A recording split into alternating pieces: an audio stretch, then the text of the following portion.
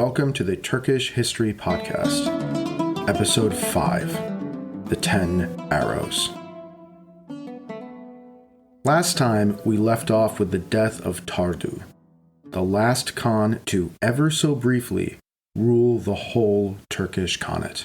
His death marked the end of the united Göktürk state and the beginning of two separate states. Now, as we'll cover next time, the Eastern Khanate would fall under Chinese influence. But for now, we're going to stay in the West, where Tardu's successors would have to grapple with his fall. In general, from here on, the trend for the Western Turkish Khanate is going to be to lose influence, lose power, lose authority. But this is not a straight line.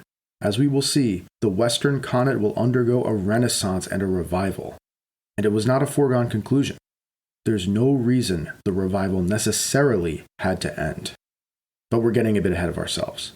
So let's back up to where the story stands now.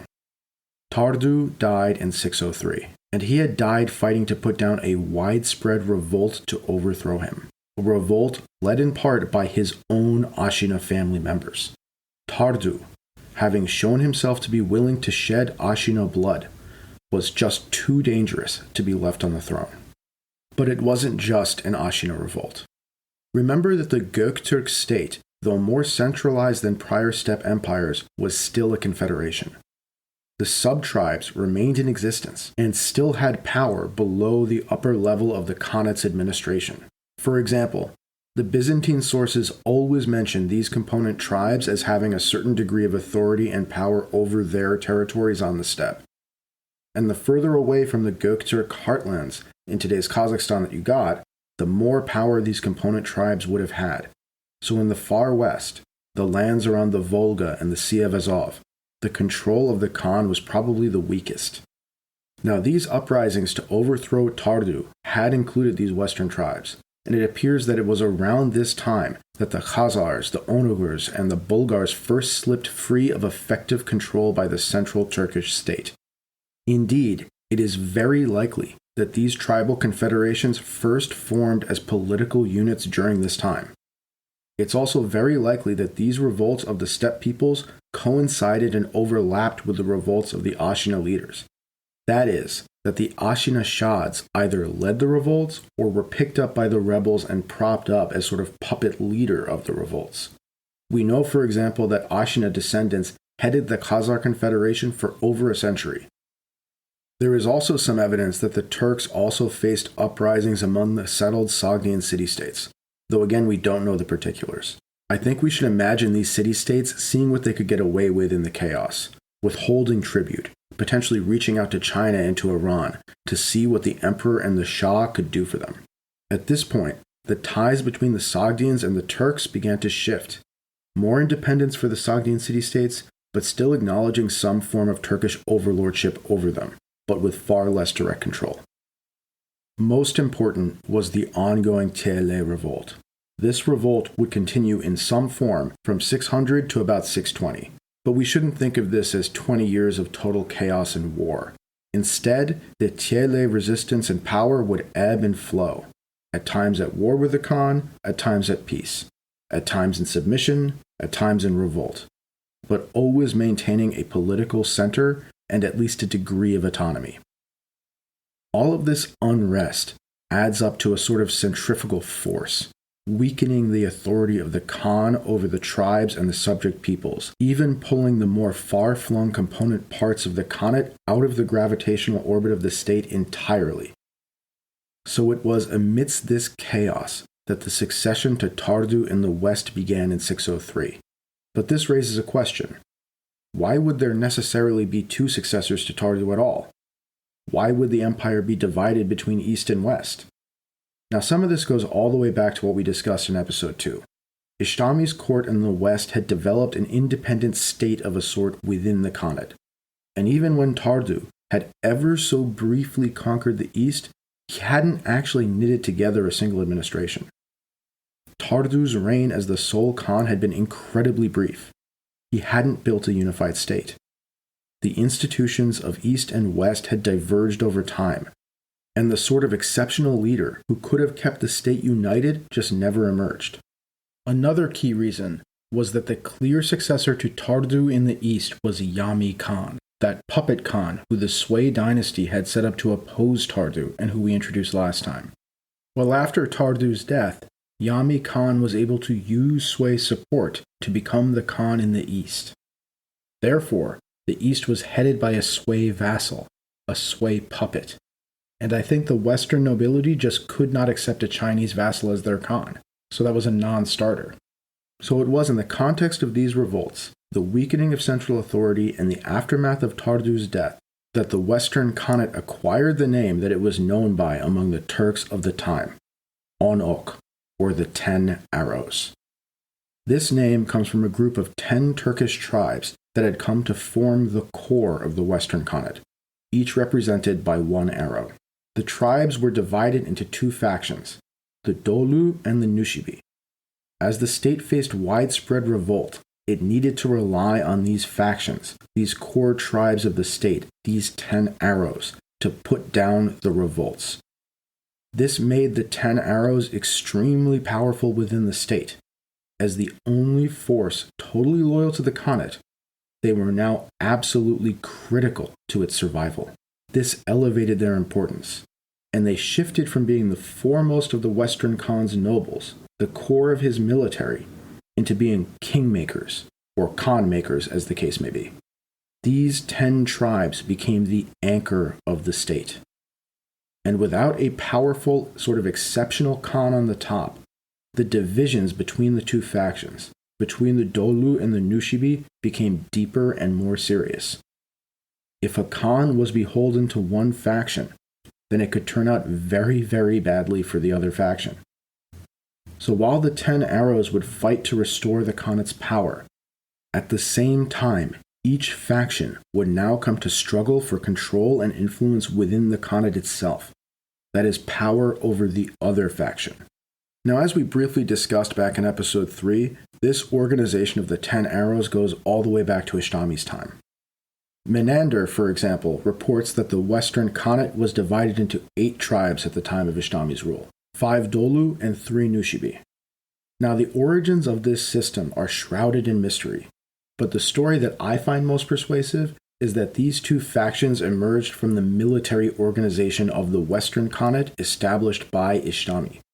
These tribes began as a military organization that then evolved beyond mere military units and into full-on tribes. Under Ishtami, the military core of the western half of the Khanate was organized into army units of 10,000 men each, called Tumen. Now, this system of military organization on the basis of 10,000 men continued on the steppe even after the end of the Turkish Khanate, and it would be used by the Mongols and by others. As a side note, the word Tumen itself has actually lived on into the modern day, but in Farsi, not Turkish. It is the origin of the Farsi word Toman, which means 10,000, and is typically used only for currency units in Iran today, having come to mean 10 rials. Though Turkish is full of Farsi words, this is one of the very, very few Turkish words that have been borrowed by the Persians. And it's interesting to note that, like most of the Turkish loanwords in Farsi, this was originally a military word. But I'm getting off track with this etymology detour, so let's go back to the story of the 10 arrows. So these two-man military units were then organized into the steppe east-west and left-right wings. These military units were the most loyal and highly ranked troops under the Khan's control, outside of the Khan's personal household troops and his bodyguard. These were not subject tribes, they were inner core elites. In time, over the reigns of Ishtami and Tardu, these military units became more than just military units. They became tribes. Their powerful esprit de corps, their constant travel and life together along with their families over a period of 2 generations of nearly constant campaigning erased the prior loyalties to the tribes that their fathers had been members of. These military units then became tribes in and of themselves. The left/eastern wing Dolu were the senior branch, and the western right wing Nushibi were the junior branch. This follows the traditional left-right dichotomy in Turkish steppe military formations. Now initially, the Nushibi were only composed of 3 tribes, as opposed to the 5 Dolu tribes. This system then further evolved, and an extra 2 Nushibi tribes came into existence during Tardu's reign, maybe as he expanded the military in pursuit of his wars with Iran and China. A later Chinese source says, "The Khan of the Western Göktürks divides his state into 10 parts, and each was headed by one man. Together they made up the 10 shads. Every shad is given an arrow by him. Thus they were known as the 10 arrows. He also divided the 10 arrows into 2 factions. Each consisted of 5 arrows." Now this was probably a bit of retconning by the Chinese. It seems from the Roman sources that this 10-arrow system actually began earlier than the Chinese said it did, but the basics seem right. Most likely, this arrow-giving ceremony was repeated by new Khans of the Western Khanate, and the Chinese saw a later iteration of the ceremony and sort of assumed it was a novel thing. Now, as I said, these factions were based on the traditional left-wing, right-wing, east-west dichotomy of Turkic rule. The Dolu in the east, the Nushibi in the west.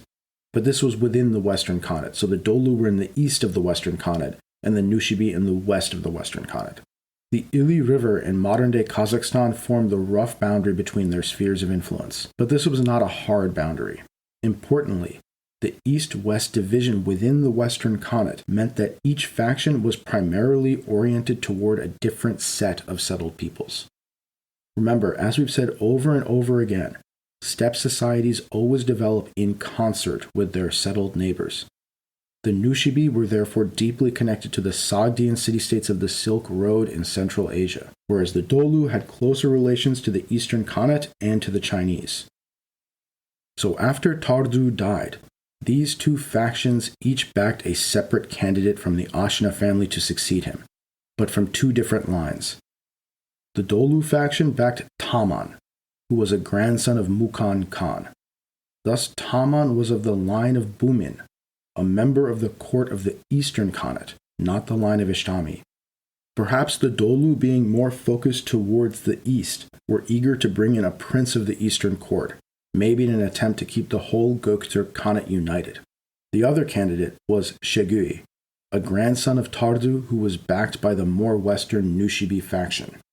Now we don't know the details of the Kurultai or the succession, but it's clear that the Dolu faction got their way and Taman was able to succeed Tardu. We know very little about Taman's reign directly, but its start was almost certainly consumed by putting down revolts.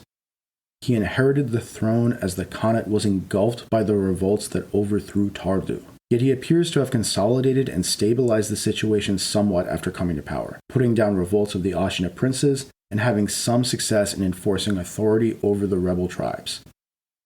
But he was not universally successful, and he was constantly working to restore order. And some peoples had just slipped the yoke entirely, never to return. For example, the Greek kingdom of Bospor in the Crimea, subjugated by Tardu's brother Tamgan, ceased to be a Turkish vassal at this time. It would never again fall under Göktürk rule. In the west, it was under Taman's reign that the Khazars, the Bulgars, and the other western Onur confederations were initially brought to heel. But they were not destroyed. Instead, these tribal unions, likely very recently formed confederations, were reincorporated into the Khanate.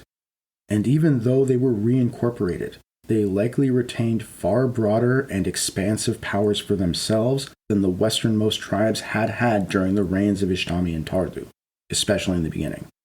We don't know the specifics of their relationship with the Khanate, but at least under Taman's reign, I think we should imagine this starting as likely more of a recognition that this new Khan was higher ranked, and it was only with time and effort that the Khanate was truly able to consolidate its control over them.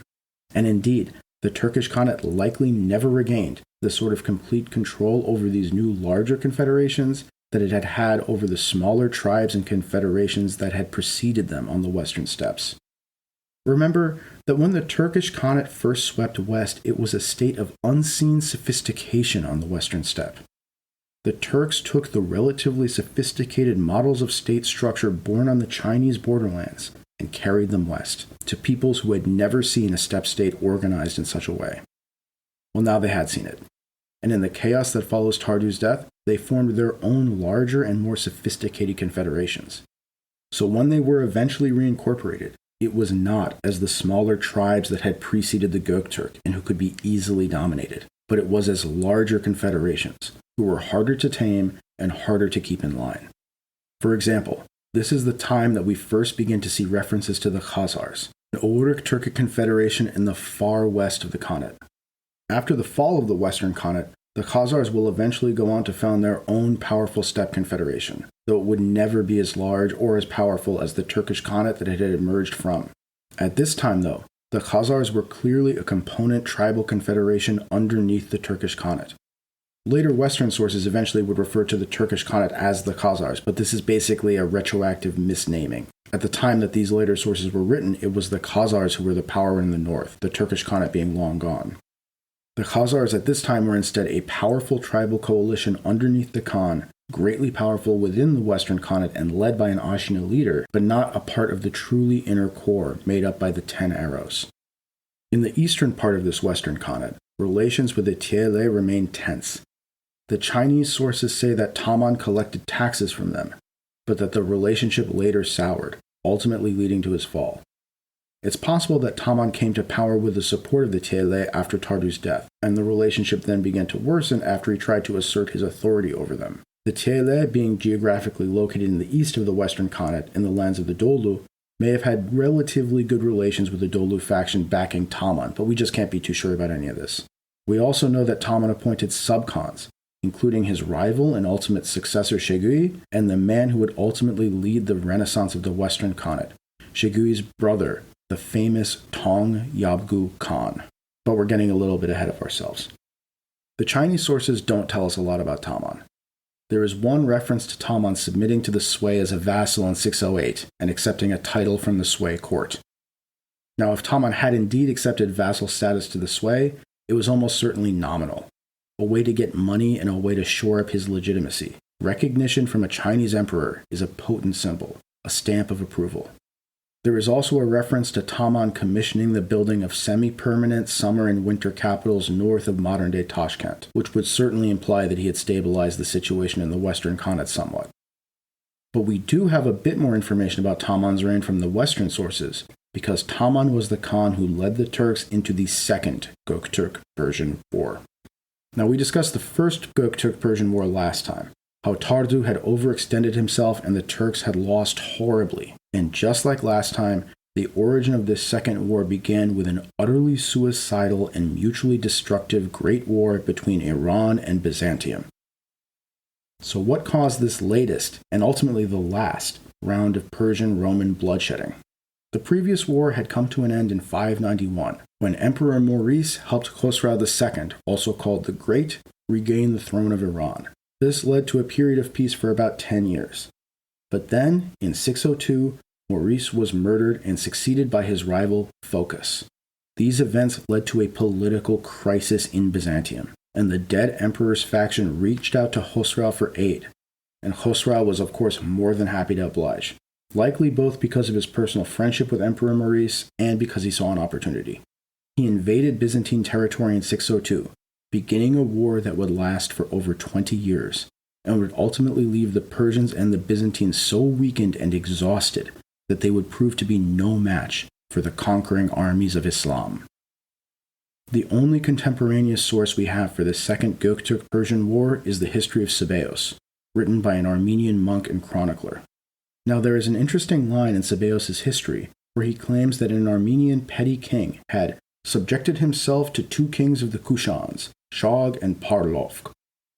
But these two kings were leaders of a tribal confederation affiliated with the Turks, potentially even sub-khans or shads of the Khan himself.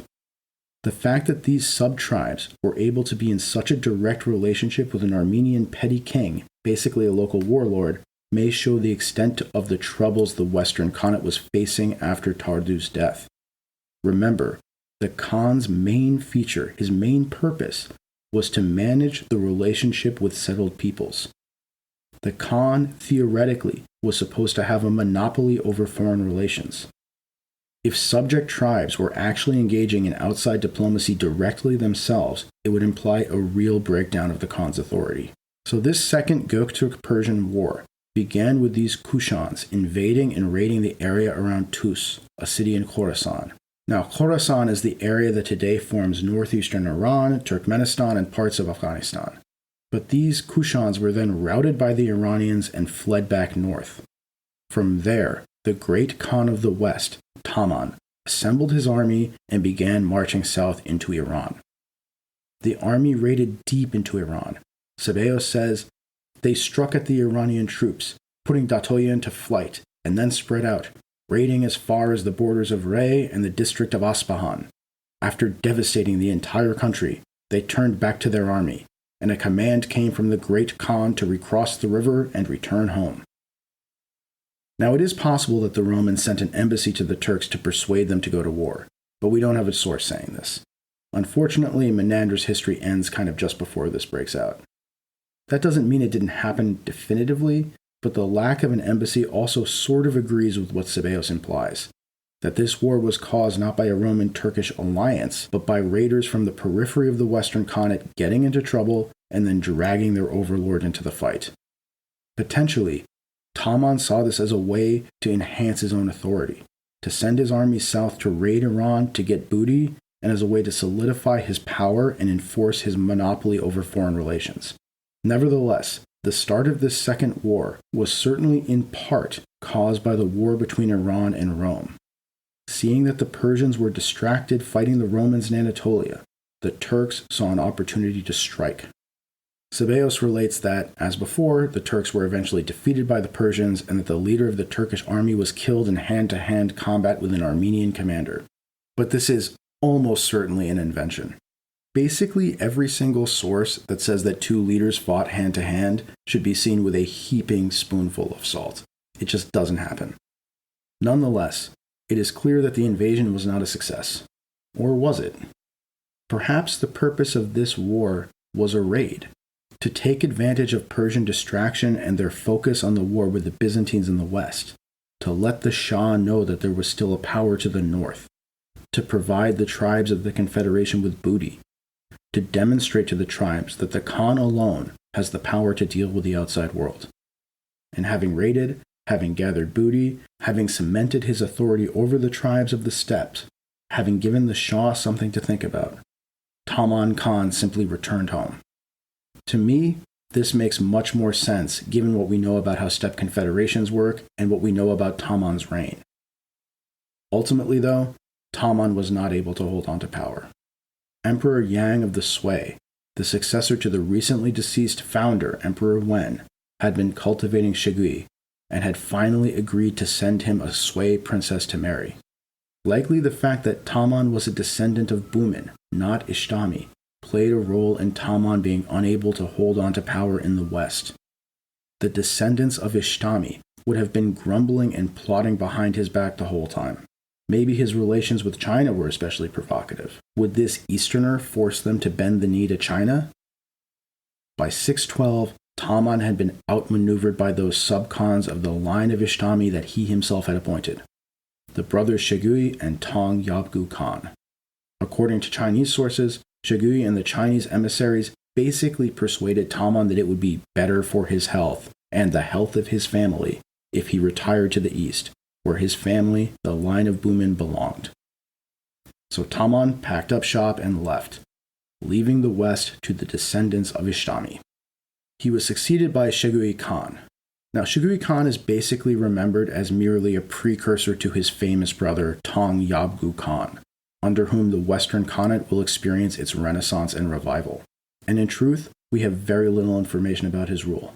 His rule marked the beginning of the ascendancy of the Nushibi faction over the Dolu. They were the people who put him in power. Now remember, the Nushibi were the western wing, closer to the western regions of the Western Khanate. The return to power of the line of Ishtami in the west, backed by the Nushibi, likely meant a further westward drift in the orientation of the Western Khanate.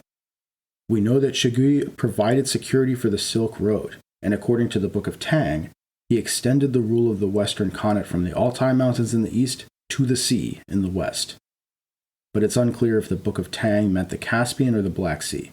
For Chinese sources, both of these distant seas were basically semi-mythical. He primarily camped in the foothills around the mountains of modern-day Kyrgyzstan, campaigning against the Tele and consolidating the Western Khanate's power. That's it. That's all we know about him. Though I think it's fair to assume that he probably strengthened the authority of the state over the tribes and laid the groundwork for the coming reign of his brother. Shigui Khan ultimately died in 618, following which his brother, Tong Yabgu Khan, succeeded him. Now, as Shigui's brother, Tong Yabgu Khan was a grandson of Ishtami. And just like his brother, he was backed by the Nushibi faction, the Western 5 arrows of the 10 arrows. Tong Yabgu Khan would go on to rule for a decade, and he would lead the Western Göktürk Khanate to a revival of its power and oversee a cultural renaissance before its final fall. It seems that the first thing Tong Yabgu Khan did was crush the Tiele rebellion, which had been going on in some form since Tardu's final years about 20 years earlier, with varying degrees of intensity. We don't have details of the battles, but the Chinese sources confirm that he defeated the Tiele and became master of the Ili Valley Basin. He generally kept his court in the area around Lake Issyk-Kul in Kyrgyzstan and the steppes on the border of modern-day Kazakhstan and Kyrgyzstan along the river Talas, where, in a century, the armies of Islam would square off against the Tang dynasty. With the Tiele finally brought to heel, Tong Yabgu Khan then embarked on a program to strengthen the central administration of the Khanate. He sent tax collectors, that is the Tuduns, to the subject peoples of the Khanate. This would not just have improved revenue, it would have cemented the Khan's control over the tribal confederations and subject peoples. The Chinese sources say that he made all the tribes subject to him. As part of this project to entrench the authority of the central administration, Tong Yabgu Khan also appointed and dispatched members of the Ashina clan to serve as shads over the subject peoples and tribes. One of these, his nephew Buri Shad, was dispatched to the far west, to the lands north of the Caucasus between the Caspian and the Black Sea, to consolidate the Khanate's control over those new, larger tribal confederations recently brought back into the fold, the Khazars, the Bulgars, and the Onurs. This revival of central power was of course predicated on military strength, and it was his victory over the Tiele and his campaigns to finally put to rest the remainders of the rebellions across the Khanate that gave Tong Yabgu Khan the legitimacy and the ability to finally complete the re-establishment of the Khanate's authority. We don't know the exact details, but within 5 years of his accession to the throne, it appears that he had effectively reknit the frayed Khanate, completing the work of Taman and Shigui to reassert the state's power. We do have one remarkable source, however, a travelogue, written by a man named Xuan Zhang, a Chinese Buddhist monk who traveled through the Khanate on a pilgrimage to India. Now, according to Zhang, the realms of the Western Khanate were by this point divided into 27 states, each with separate chiefs, but all subject to the Khan. But we don't know how Zhang was counting the states. Were these 27 tribes? Does the number include the sedentary city-states subject to the Khan? Does it include the elites like the Ashina clans or the 10 arrows? Or is it just the subject tribes? We have no way of knowing. Zhang also gives us insights into the religious practices of the Khanate. He mentions various Buddhist monasteries and says that they were supported by the Khan. This is also borne out by writings by contemporary Indian missionaries and merchants coming into the Turkish lands. Zhang says that the Buddhist practices in Central Asia used the original Indian language, as opposed to studying the scripts and translation. In 626, we also have references in Indian sources to a Hindu priest being accepted into Tong Yabgu Khan's court. So it appears that Tong Yabgu Khan was a patron of both Buddhist practices, which would have marked a continuation of the religious policy of Taspar and Mukan Khan, and perhaps of more traditional Hindu practices from India. But this doesn't mean that he would have turned his back on the traditional Tengriist practices of the Turks. As we've discussed before, the Turks were not monogamous when it came to religious practices. They took from everybody. Zhang also mentions various Turkish bandits and robbers extorting pilgrims in monasteries, which seems pretty likely, and would imply limits on the Khan's control over the tribes and his ability to keep the peace. Even though Tong Yabgu Khan had strengthened the state, the various tribes of the Khanate would still do what the tribes always did: raid and pillage. There were certainly limits on the Khan's power over the component tribes, and it seems likely that Tong Yabgu Khan never enjoyed quite the same level of control over the tribes that Ishtami and Tardu had. Zhang was even brought before the Khan in a formal royal audience, and provides us with a remarkable portrait of Tong Yabgu Khan near the height of his power. He said, "The Khan wore a green satin robe. His hair, which was 10 feet long, was free. A band of white silk was wound around his forehead and hung down behind. He was surrounded by 200 Tarkans. all clothed in brocade, with their hair braided. On the right and the left, he was attended by troops, clad in furs and fine-spun hair garments, carrying lances, bows, and standards, and mounted on camels and horses. They sat in a pavilion adorned with golden flower ornaments, which blinded the eye with their glitter. Now these troops on the left and the right were the representatives of the two wings of the 10 arrows, the left Dolu and the right Nushibi. And this is a visual representation of the key strength of Tong Yabgu Khan and the root of all of his successes. Critically, though he had been put on the throne by the Nushibi, and was probably not the most popular guy in the world with the Dolu clan still recognized his legitimacy. Tong Yabgu Khan did not needlessly provoke them. He did not overly favor the Nushibi. He recognized that he needed both wings of the 10 arrows, and treated even those Dolu opposed to him as something like a loyal opposition, not like inveterate enemies. This, more than anything, is what allowed him to stabilize the Western Khanate. So internally, Tong Yabgu Khan cemented the power and legitimacy of the Khanate. He oversaw a shaky peace between the two great factions, he stopped the centrifugal forces unleashed on Tardu's death, and rebuilt the state's authority, at least in part, if not completely. So what about in foreign relations? Well, remember that both Shegui and Tong Yabgu Khan were candidates supported by the more western Nushibi faction. They were therefore more oriented towards the west, and events in the west had taken a turn for the worse. By the time that Tong Yabgu Khan had come to power, the war between the Byzantines and the Persians had become a brutal and bloody slugfest. Emperor Heraclius came to power in 610, overthrowing the usurper Phocas. Heraclius was a competent and energetic emperor. But Shah Khosrau the Great and his generals, including the famous Shahin and Sharbaraz, were also incredibly competent and energetic. Beginning in 613, the Iranians were on a tear. They invaded and conquered the Levant and Egypt, tearing them away from Roman rule for the first time ever.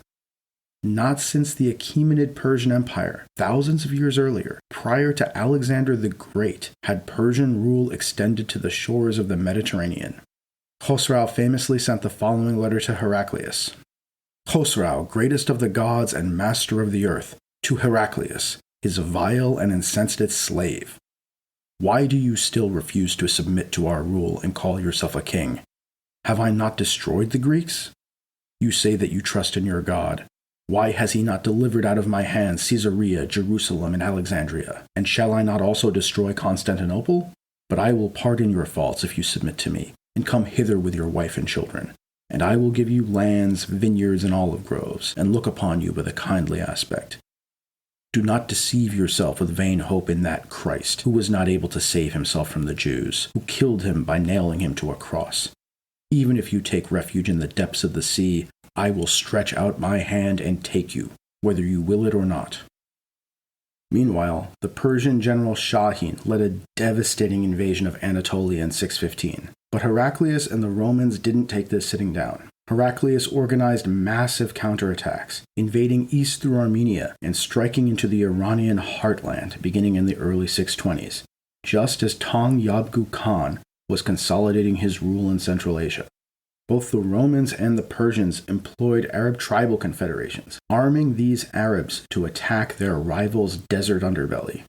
The success and brutality of these Byzantine counterattacks convinced the Persians to reach out to the Romans and say, hey, this is all getting out of hand, and really we need to come to some sort of understanding. Let's recognize reality here. These wars are breaking both of us. One more victory like this, and we're in serious trouble. And really we would both be better off not calling in these Arabs and Avars and Turks that we've been getting to fight for us. Who knows? They might turn out to be a big problem for both of us if things keep going on like this.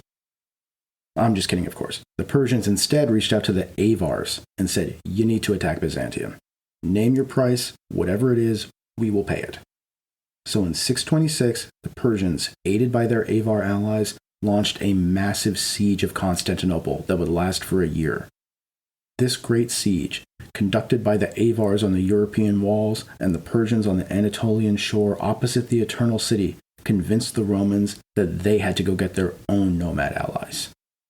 And so, in 626, while Constantinople itself was under siege, Heraclius sent ambassadors by boat past the Persian encampments on the Bosphorus, through the Black Sea, over the steppes, and to the court of Tong Yabgu Khan.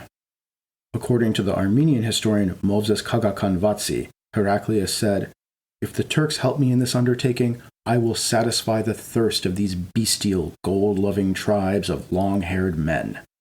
One source says that the embassy was led by a man named Andrei, but we can't be sure about the names here. We do know that the Byzantine embassy first stopped off at the court of Boris Shah, who remember had been appointed as Shah over a part of the Western Khanate, before going on to Tong Yabgu Khan, where the Byzantines begged the Turks to intervene.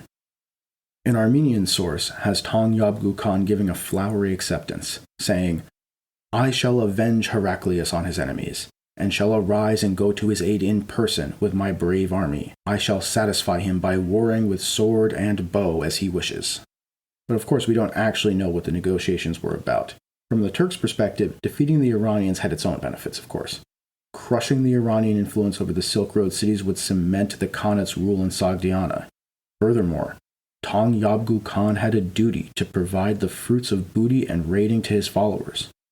Having restored the prestige of the Khanate following the chaos in the civil war and the disorder following the death of Tardu, he was now in a position to do this.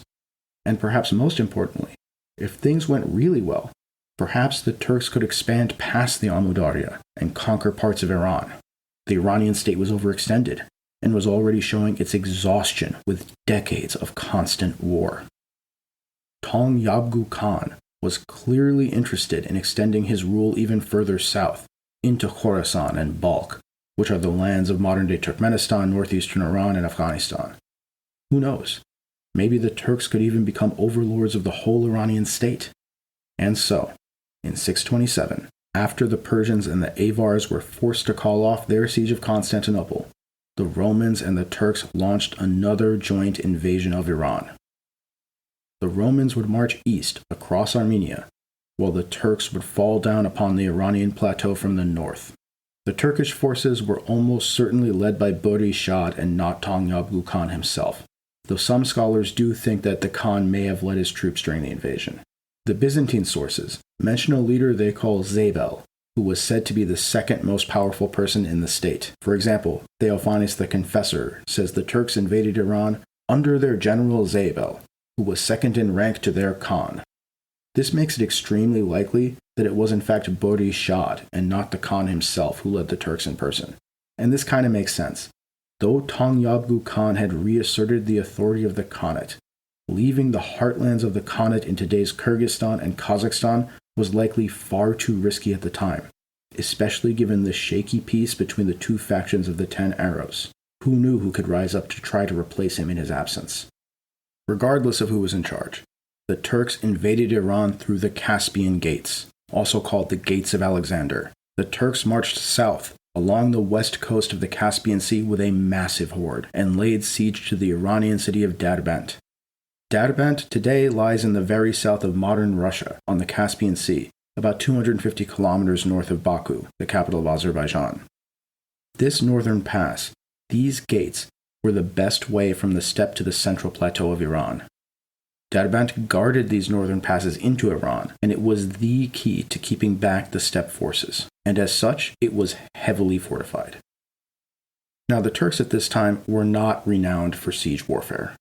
In time, of course, the Turks will become famous for their ability to knock down city walls with their cannons, but that's not going to be for many centuries. For now, their strength lay on the steppe and in steppe warfare, in cavalry, in horse riders who could strike their enemies with speed and then melt back into the steppe, who could ride just as well as they could walk. It was not in laying siege to cities protected by towering walls. But remember that the Sassanids were fighting on two fronts. In order to counter the Byzantine attack coming from the west through Armenia, they had denuded Derbent of troops, and it was held only by light militia forces. And so the Turks were able to sack Derbent. According to Khanate, at the arrival of the all-powerful scourge, the universal wrath confronting us, the Turks, like billowing waves of the sea, crashed against the walls and demolished them to their foundations.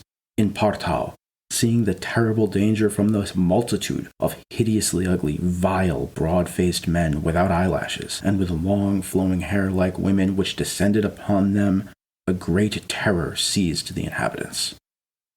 After taking Derbent, the Turkish armies plundered their way south to link up with the Romans in front of Tbilisi, the capital city of Georgia, which the Byzantines called Lazica at that time.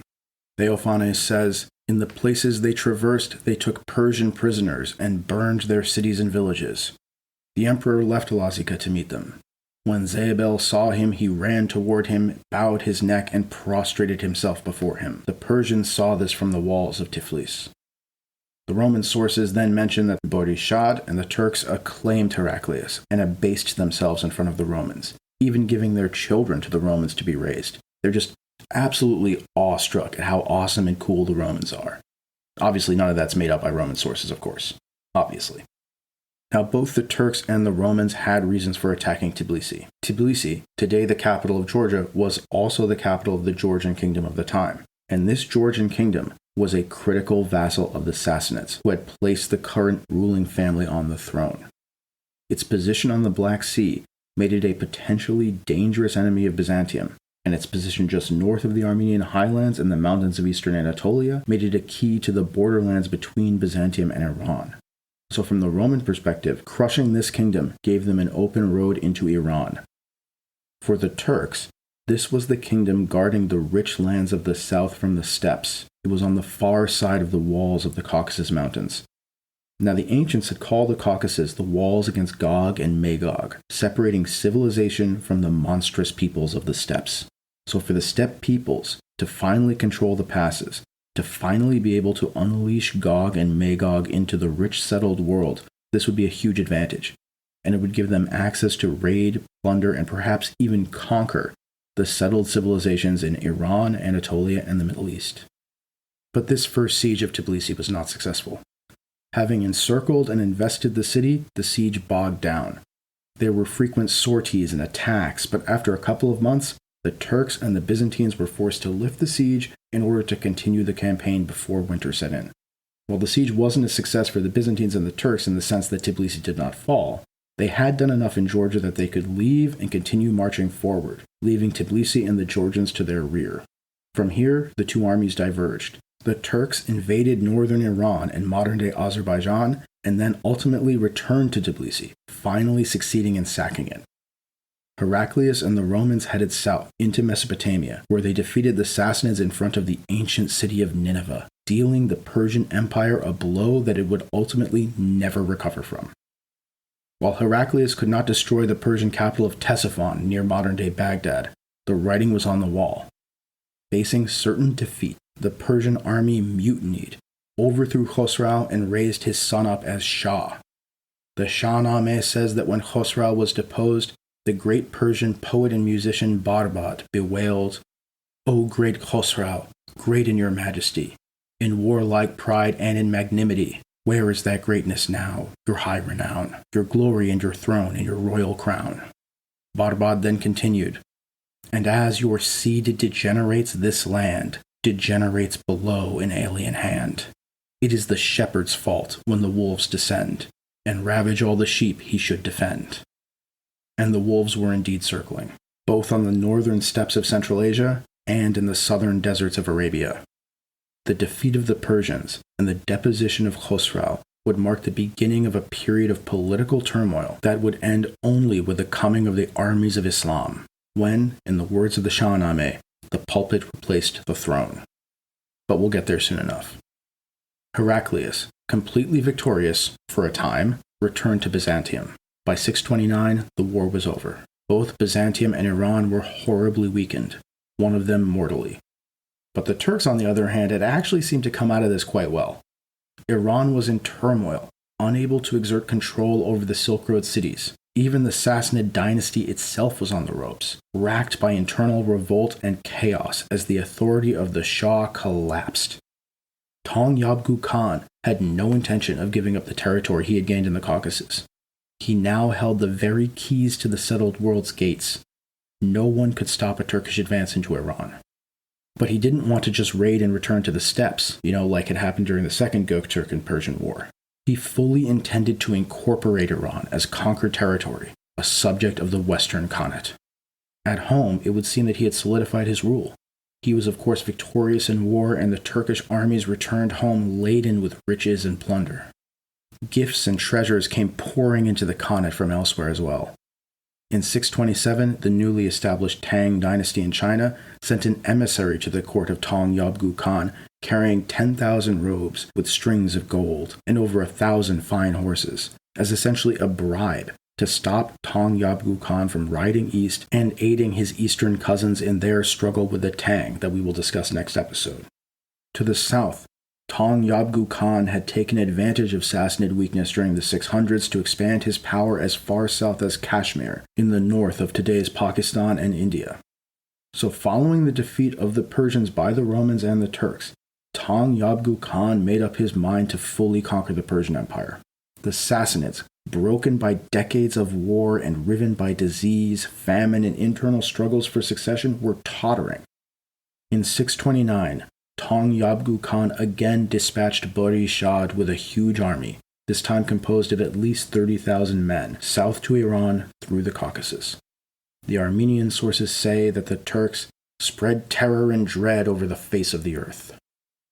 The famous Persian general Sharbaraz led an army of 10,000 north to fight the Turks. His army actually included some Arab auxiliary forces, fleeing the rise of a certain little-known prophet who had recently established a base near the Arab town of Medina. The sources say that Sharbaraz wanted to trample the Turks beneath the hooves and the chests of horses and scatter them like dust in the wind. But the Turks deployed the classic steppe tactic of the feigned retreat, drawing the Sassanid forces into a trap. When the Sassanids chased after the supposedly fleeing Turks, they galloped right into the trap, whereupon the Turks turned around, surrounded them, and crushed them. The entire Persian army was destroyed. Sharbaraz barely escaped. He fled for his life, returning to the center of the empire to join the fight for the throne of a reeling and collapsing empire. So the road into Persia now seemed wide open to the Turks. The Sassanid Empire was in crisis, mortally wounded by the war with Heraclius and Tong Yabgu Khan. As one historian has said, the Turks now looked set to add Persia to their dazzling list of acquisitions. But events to the east would prove otherwise. Tong Yabgu Khan had been too focused on events in the west and had turned his eyes away from the east. He had been put in power by the Nushibi, the western wing of the 10 Arrows, and he had ignored the eastern wing for far too long. As Kaga Kanvatsi said, the cauldron of the north had turned his face against his own sons. His rivals in the Dolu faction had been given time and space to prepare and to strike, and in 630, just 1 year off his great victory, Tong Yabgu Khan faced a great revolt by the Dolu, this time aided by the Karluks, one of the subject peoples of the Khanate. And he lost. He was assassinated by his uncle Bahadur, who replaced him as Khan with the support of the Dolu tribes. Reportedly, the newly established Tang Dynasty sent silk robes covered with gems as a funerary gift to the Turks, to be wrapped around the body of the great Khan. Tong Yabgu Khan was the last great Khan of the Western Khanate. More than being a great general, I think he was a great politician. He and his brother came to power not through force of arms, but through negotiation and diplomacy with the sway and with the other Turkish nobles. They convinced their way onto the throne. They didn't fight their way onto it. And when he was Khan himself, Tong Yabgu Khan was very canny in balancing the internal politics of the Khanate. He recognized that maintaining the peace between the two wings of the 10 Arrows was the critical way to both remain in power and to keep the Khanate strong. His fall came not from without, but from within, when he finally slipped up and was unable to maintain this delicate balancing act. But for years he had been greatly successful at this very difficult task, and his successors would not be able to pull off the trick at all. Just like the demise of Tardu, the demise of Tong Yabgu Khan would plunge the state into chaos. The opportunity to topple the tottering Sassanid Empire and become rulers of Iran slipped from the Turks and was lost. Instead, it was taken up by another of the peripheral peoples, the successors of that obscure prophet in the wilderness of Arabia. Ultimately, for the Turkish Khanate, the missed opportunity to conquer Iran was not the primary problem. the chaos resulting from the fall of Tang Yabgu Khan would not end with a renewed Turkish Khanate. It would end in its conquest and disintegration. Because far to the east, a new power was rising. And next time, we will discuss that power, which would come to overthrow the Eastern Khanate and restore, after a period of 300 years, a strong and united China. So join us next time as we discuss the rise of the Tang Dynasty and the beginning of the end of the Göktürk Khanate.